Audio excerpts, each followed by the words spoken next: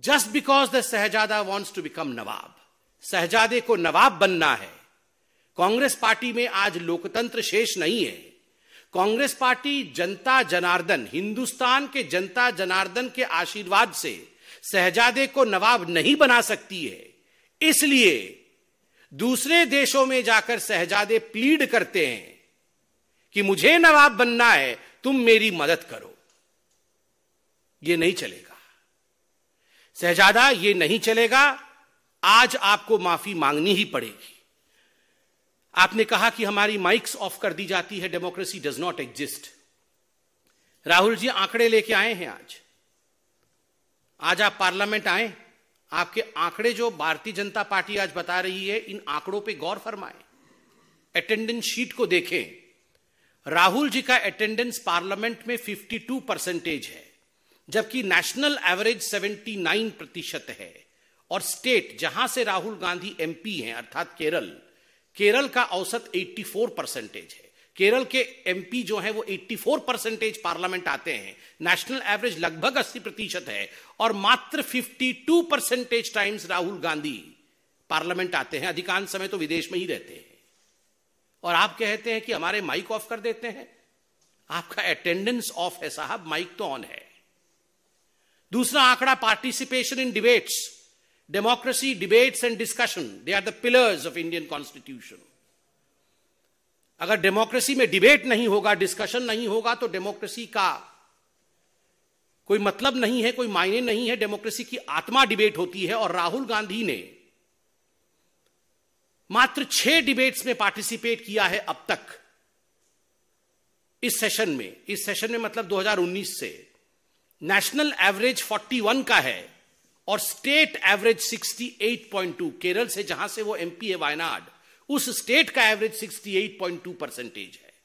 कितने सवाल राहुल गांधी जी ने पूछे हैं? सवाल तो आप विदेश की भूमि में पूछते हैं, पार्लियामेंट में कितने सवाल पूछे हैं? राहुल गांधी ने 2019 से 2023 तक मात्र 92 सवाल पूछे हैं, जबकि नेशनल एवरेज 163 की है और स्टेट एवरेज, केरल का एवरेज 216 की है। आप सवाल पूछते नहीं है because you don't have questions. एक ही टेप रिकॉर्डर है आपके पास, वही हर जगह चलाते हैं। आप डिबेट में, डिस्कशन में भाग लेते नहीं है because you have nothing to debate.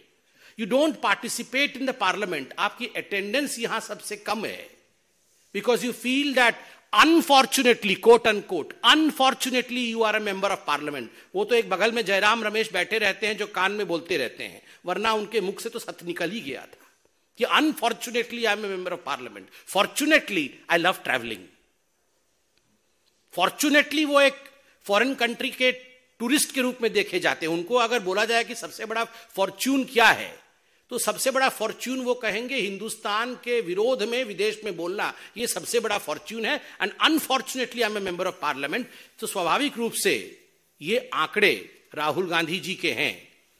और विदेश की भूमि में जाकर मीर जाफर के काम करने वाले शहजादे राहुल गांधी जी से we don't request, not as BJP, but Hindustan के एक साधारण जनता के रूप में ये आदेश देते हैं, ये डिमांड करते हैं कि यू हैव टू अपोलोजाइज। आपको माफी मांगना ही चाहिए और मांगना ही पड़ेगा, क्योंकि आपने हिंदुस्तान को अपमानित किया है, हिंदुस्तान को बदनाम करने का काम किया है और यह अधिकार आपको हिंदुस्तान की जनता ने नहीं दिया है। शाह और शहनशाह जानते हैं कि राहुल गांधी माफी नहीं मांगेंगे, लेकिन मुझे व्यक्तिगत रूप से बड़ा खेद होता है जब भारतीय जनता पार्टी के प्रवक्ता सुबह सुबह नींद भरी आंखों में बिना नहाए, बिना तैयारी किए आप लोगों को परेशान करने आ जाते हैं। क्योंकि जो परंपरा रही है भारतीय जनता पार्टी के प्रवक्ताओं की, वो तो ये रही है कि दिन में व्हाट्सएप को रिचार्ज करते हैं और शाम को अपना अधकचरा ज्ञान टीवी पर आकर बांट देते हैं। चलिए, कुछ भी करते हो बेचारे, मेहनत तो करते हैं, अपने बॉस की तरह प्रेस वार्ता से बच के भागते तो नहीं है, प्रेस कॉन्फ्रेंस तो करते हैं कम से कम। लंदन के वफादार हमारे स्वतंत्रता सेनानियों के खिलाफ मुखबरी करने वाले, 9 बार नाक रगड़कर इंग्लैंड से माफी मांगने वाले, वाइसराय से पेंशन लेने वाले हमें देशभक्ति का ज्ञान देते हैं, वो भी सुबह सुबह आकर, तो हंसी आती है, रोना भी आता है, दुख भी होता है कि इस लोकतंत्र की क्या हाल कर दिया है। अब जो मैं ये लोकतंत्र के हाल पे यहां कुछ बोल रहा हूं, तो ये तो लंदन में भी जा रही होगी बात, अमेरिका में भी जा रही होगी बात, लेकिन हमारे ये व्हाट्सएप नर्सरी के छात्रों को शायद इसका ज्ञान नहीं है। सरकार के कामों की आलोचना करना देश की आलोचना करना नहीं होता। सरकार देश से बनती है, देश सरकार से नहीं बनता। यह बात शाह और शहनशाह और उनके तमाम वजीरों को अच्छी तरह से समझ लेनी चाहिए, और उनके जो भोंपू मित्र हैं उनको भी समझ लेनी चाहिए।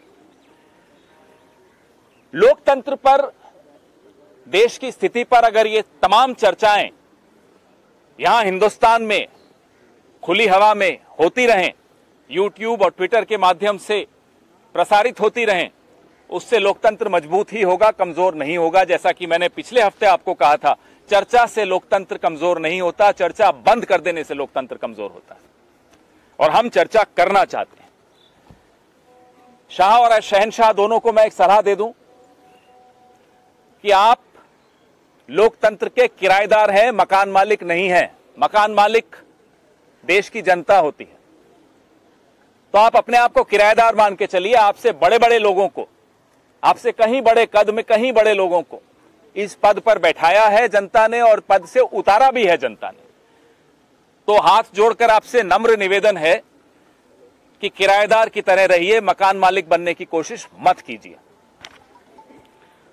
वैसे ये ड्रामा क्यों हो रहा है भारतीय जनता पार्टी का, आप तो जानते ही हैं क्यों हो रहा है, लेकिन आपके माध्यम से लोगों को भी हम बता दें कि ये ड्रामा हो रहा है क्योंकि राहुल गांधी प्रधानमंत्री के दोस्त के कारनामों पर प्रधानमंत्री से जवाब मांग रहे हैं,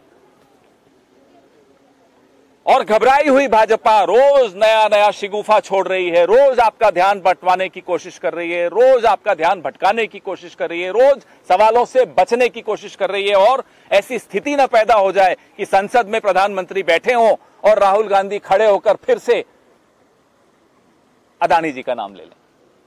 यह घबराहट है। असली ड्रामा जो हो रहा है वो इस वजह से हो रहा है।